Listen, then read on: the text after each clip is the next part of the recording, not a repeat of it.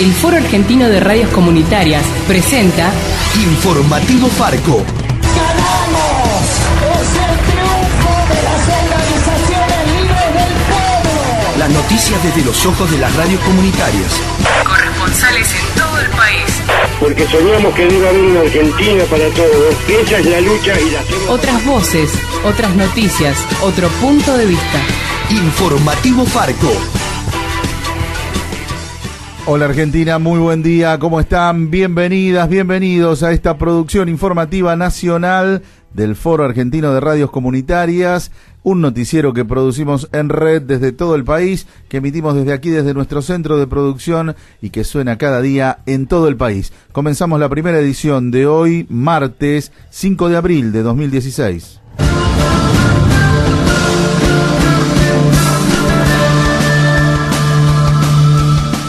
Crecen las sospechas sobre el presidente Mauricio Macri y apareció una nueva empresa a su nombre en Panamá. Se trata de la firma Cagemulla, sociedad anónima que figura en el registro público de ese país a nombre del presidente, de su padre Franco y de su hermano Gianfranco. Según la ficha que puede consultarse por internet, la sociedad fue creada en 1981 y sigue vigente al día de hoy. El presidente salió ayer a dar explicaciones sobre la empresa a su nombre, descubierta en las Islas Bahamas, pero desde el gobierno no dijeron nada todavía sobre esta nueva sociedad encontrada en Panamá. Desde la oposición reclamaron respuestas al presidente. El Frente para la Victoria propuso crear una comisión investigadora, mientras que desde el Frente Renovador pidieron que Macri dé explicaciones al país por la cadena nacional. Digamos que tanto la titular de la Oficina Anticorrupción, la macrista Laura Alonso, como el jefe de la AFIP, Alberto Abad, justificaron al presidente y dijeron que no cometió ningún delito ni irregularidad. Ambos, recordemos, fueron nombrados por Macri. Y como decíamos, el presidente Mauricio Macri habló públicamente sobre la empresa que tenía en las Islas Bahamas y que no había declarado. En declaraciones a la señal de cable Canal C de Córdoba, perteneciente al grupo Clarín, Macri dijo que era una empresa de su padre y que su padre lo puso para que figure como director. Además, aseguró que no tenía por qué declararla porque la empresa no era de él. Recordemos que el documento revelado por el Consorcio Internacional de Periodistas de Investigación muestra que las autoridades de la sociedad en las Islas Bahamas son tres. En primer lugar, Mauricio Macri, en segundo lugar, su padre Franco y en tercer lugar, su hermano Mariano. Me parece que hay algo positivo en el mundo en que vivimos, que cada vez se avanza hacia una mayor transparencia, ¿no? Y cada vez hay más conocimiento público de informaciones que antes eran de difícil acceso. En el caso particular de lo que a mí me compete, es una operación legal hecha por otra persona, constituyendo una sociedad offshore para invertir en Brasil, inversión que finalmente no se hizo y donde yo estaba puesto como director, que es el caso es mi padre, ¿no? En el año 98, éramos un tanto más jóvenes todos, y que dejó de operar la sociedad en el 2008 porque no hizo la inversión, con lo cual no está todo perfecto, no hay nada extraño en esa operación.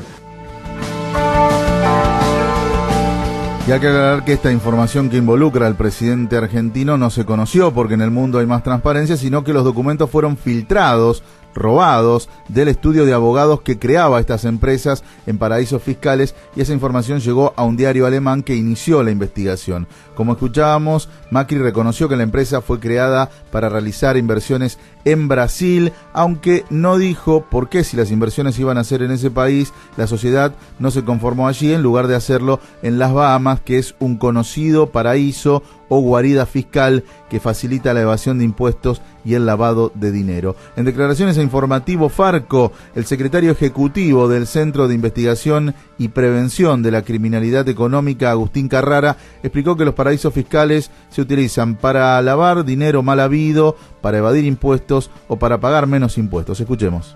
Paraísos fiscales se les llama a ciertos países, ciertas jurisdicciones en el mundo que presentan algunas ventajas para aquellos que quieran ocultar cuáles son los bienes que tienen, su patrimonio, o ocultar que ellos son los verdaderos titulares de esos bienes. Entonces hay mucha definición de paraísos fiscales, pero básicamente las características fundamentales sería que hay niveles de secreto muy altos en los bancos y en el sistema financiero. Entonces, cuando, por ejemplo, Argentina investigue y les va a pedir información, ellos no la quieren dar, que presentan muchas facilidades para alguien que quiera constituir una sociedad en ese país, le piden muy poca información, por ejemplo, que cuentan además con una serie de estudios de abogados y de contadores que facilitan toda una maniobra para que, en definitiva, lo que se llama la ruta del dinero en algún momento pase por el paraíso fiscal. El efecto básico que tiene esto es hacer que sea más difícil poder investigar justamente esta ruta del dinero y poder descubrir qué es lo que está pasando. Y ahí se mezclan dos cosas: maniobras que podríamos decir que son lícitas, de gente que planifica cómo pagar sus impuestos para pagar menos, y un mercado muy grande de delitos donde se mezcla lavado de dinero, fuga de capitales y evasión fiscal. Era Agustín Carrara, secretario ejecutivo del Centro de Investigación y Prevención de la Criminalidad Económica, en declaraciones a Informativo Farco. Síguenos en Twitter, @FarcoArgentina.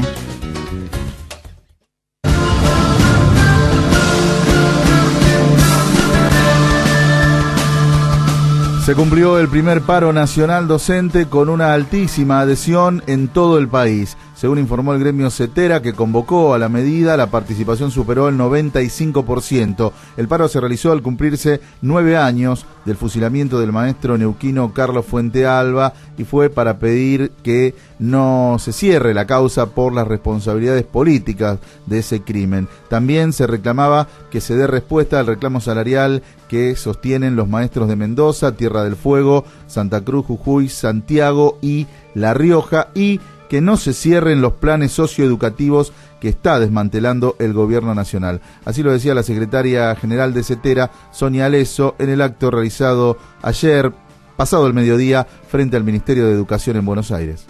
No vamos a permitir el cierre de las orquestas, no vamos a permitir el cierre de Conectar Igualdad, no vamos a permitir que nuestros pibes no tengan NATU, no tengan radios escolares, no tengan CAF, no tengan CAI ni tengan plan fines. Porque esos derechos, compañeros y compañeras, esos derechos los hemos recuperado peleando, los hemos recuperado en la calle. Sonia Aleso reafirmó también la necesidad de más recursos para la educación, a pesar de que el gobierno está llevando adelante un ajuste general que afecta también a la educación pública. En este momento en el que pretenden ajustarnos, más que nunca necesitamos más escuelas, más puestos de trabajo, más financiamiento para la educación. En cada provincia, CETERA y SADOP peleando por más financiamiento para la educación. Ustedes, compañeras y compañeras, forman parte de lo que va a ser un hito en la historia del movimiento docente. De este día se van a acordar. Este es el primer paro docente a Mauricio Macri. Era Sonia Aleso, la secretaria general de la CETERA, durante el acto de ayer realizado tras la movilización que se hizo en el marco del paro nacional de todos los docentes del país.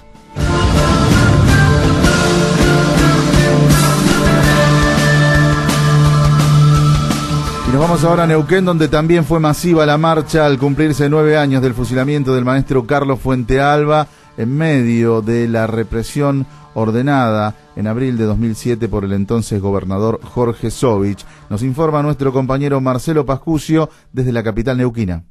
Con una adhesión al paro en Neuquén de un 100% y con cerca de 10.000 personas movilizadas en el centro de la ciudad capital, se recordó a Carlos Fuentealba. Por el asesinato del maestro, recordemos, fue condenado a prisión perpetua Darío Poblete, que tiró contra el cuerpo de Fuentealba aquel 4 de abril del 2007. En la causa Fuentealba II, que buscaba las responsabilidades políticas y operacionales del hecho represivo en su conjunto, fueron absueltos los 15 acusados por extinguirse el plazo procesal. Al respecto habló Sandra Rodríguez, la compañera de Carlos. tener la humanidad de investigar lo que pasó. Y tanto que el señor Jorge Sovich dijo, tiene nombre y apellido quién fue el que ordenó, y lo salió a decir tan impunemente, a días de la muerte de Carlos. ¿Qué hace falta para que la justicia rompa ya no es un cerco, es un muro de impunidad? Tuvimos un gobernador descerebrado, neoliberal, que quería mostrar la mano dura y escarmentar a los docentes. Eso fue lo que pasó. Desde Neuquén Capital, Marcelo Pascucio para Farco.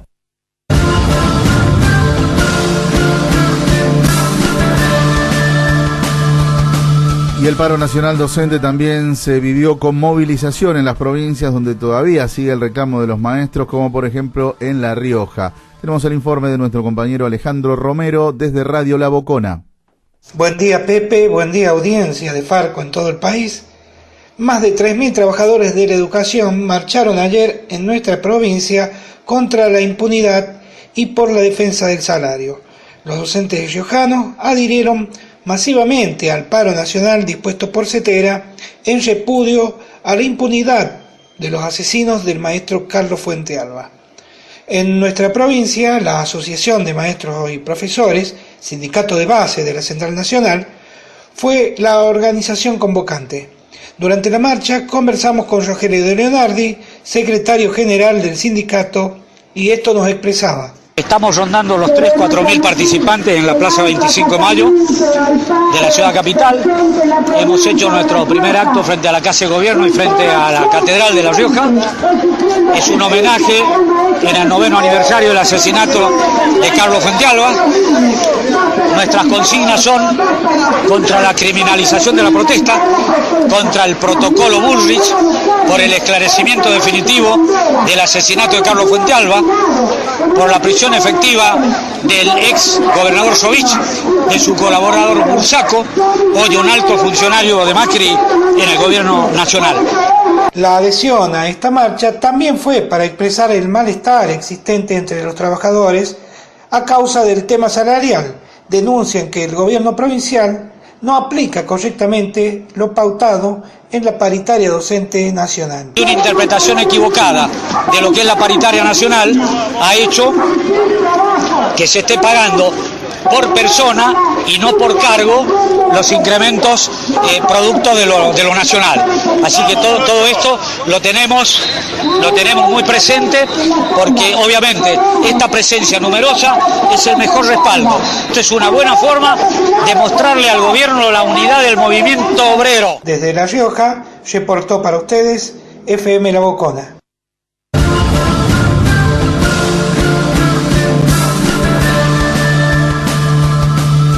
El exministro de Planificación y actual diputado nacional, Julio De Vido, deberá declarar como acusado por la tragedia de Once, en la que murieron 51 personas, y por la compra de trenes a España y Portugal. En la primera de las causas lo citó el juez federal Claudio Bonadío, luego de que el tribunal oral que condenó a exfuncionarios y empresarios ordenara en su fallo investigar también a De Vido como ministro. En la segunda causa, la citación corrió por cuenta del juez federal Julián Ercolini, y es por la misma causa de corrupción por la que está detenido el exsecretario de Transporte, Ricardo Jaime. En esta segunda causa, el fiscal Federico Delgado aseguró en su pedido de indagatoria al juez que el Ministerio de Planificación Federal, que encabezaba De Vido, tuvo igual o más injerencia en la firma de acuerdos y contrataciones que la Secretaría de Transporte, que encabezaba Jaime, por lo que De Vido no pudo haber desconocido esos pagos ni las conductas que estaban llevando a cabo sus funcionarios. Citación para el exministro De Vido en la causa por la tragedia de Once y en la de la compra de trenes a España y Portugal, en ambos casos en calidad de acusado. Noticias de todo el país, fotos, audios, videos, entrevistas, la producción periodística de las radios comunitarias. Agencia.sparco.org.ar.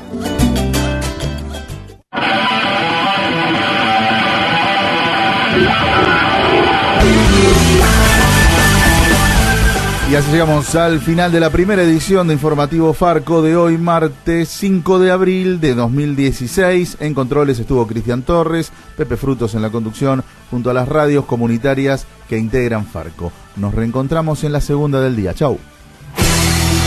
Hasta aquí presentamos Informativo Farco, una producción del Foro Argentino de Radios Comunitarias. Corresponsales en todo el país. otras voces, otras noticias, otro punto de vista.